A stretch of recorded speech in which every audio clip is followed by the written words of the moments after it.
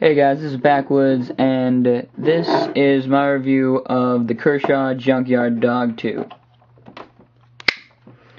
I just got this knife about a week ago, so this is kind of just going to be like my initial impression of it. And if that changes, which I don't think it's likely to, but if it does, I'll let you guys know, definitely. And, well, my initial impression of this knife is that it is absolutely freaking awesome. I love it. I mean, there's just so many things that Kershaw did right on this knife. It's just really great. I mean, first, okay, let me run through all the specs and stuff. It's got this green color, G10, kind of like a dark grayish kind of green. It looks pretty nice. Looks kind of like those old army uniforms, like before they went to the BDUs, back when they were just like the solid green color. It looks kind of like that kind of color, maybe a little bit darker. But it has a flipper, so it's an assisted opening. It has no thumb studs, which I don't really like that. I wish it did have thumb studs, but I mean, hell, I can get over it. The G10 on it is not like really aggressive. It's not gonna. I've heard that some people that have the G10's been so aggressive that it's been shredding up their pockets, like against the pocket clip. And I've been EDCing this for about a week, and I've had no trouble with that at all. And the G10 is a little more aggressive than like on the Spyderco Tenacious, which some of you might have or be familiar with or whatever.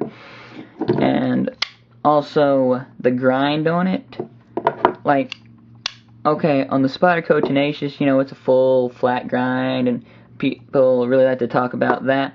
On the Kershaw Junkyard Dog 2, it's not a full flat grind, but the grind starts very high up on the blade, right there. So, I mean, that's pretty good. It's also a spear point blade. It's bead blasted, and it's made of sandvik stainless steel, which I'm not gonna lie to you, I don't know much about, and I'm not very familiar with it. If I learn something more, I'll, you know, post it in the description or some crap like that. But the bead blasted finish on this, it seems decent. Seems like it'd put up with some hard use, but I just don't really like the bead blasted finish. They seem to be, you know, fairly easy to rust. You know, I mean, not like real bad, but you'll get those little rust spots on it, and you'll have to, you know, get something and scrub them off. And I mean, it's not like a huge deal, but it just annoys me a bit. Alright, the blade is very big. It's a very wide blade. The blade is 3.75 inches long. It's a big knife. The knife weighs 5.2 ounces, and it's rugged as hell. And okay, you can't see, but the liner is on these. They're drilled out pretty well to reduce weight. And it's not a flow-through. It's got this little black thing on the back that, from the sound the knife makes when I close it, I think the blade is actually resting on it. And I've been checking to see if that's been dulling the blade, or if it's making like a little cut in this little strip of plastic back here. And so far it's actually not. So I'm cool with that. Also, the factory edge on this thing is absolutely amazing. This is like the best factory edge I've ever seen. And the ergonomics of the handle are really great. It fits in like really good into your hand. I mean, I really love that. And there's jimping on the liner lock. And by the way, that liner lock is almost as thick as the blade. That is a really good heavy-duty liner lock. Look at that. Look at that. Ooh. Wow.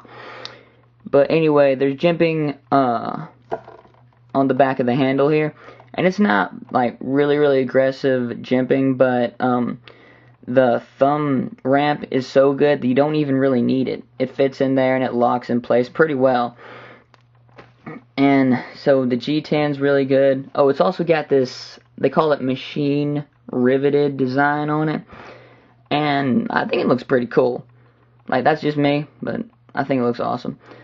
Also, this clip is enormous.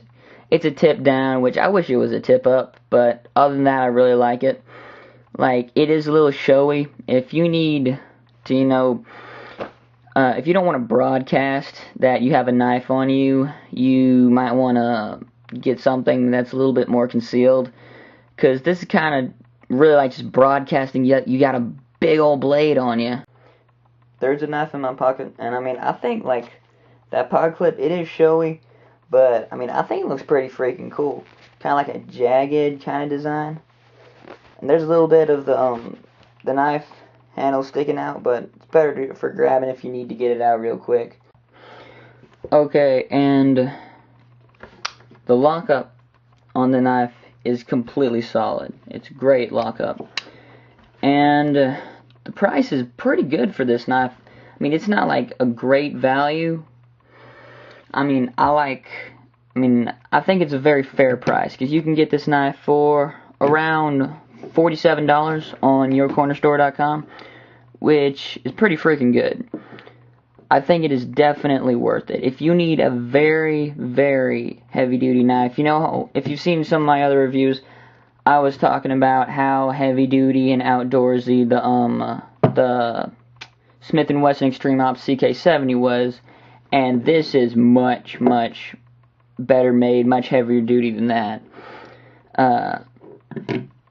So yeah, if you like big tactical folders, like big, you know, meaty knives, then this is definitely something you should look into. So go check it out. This is Backwoods signing out.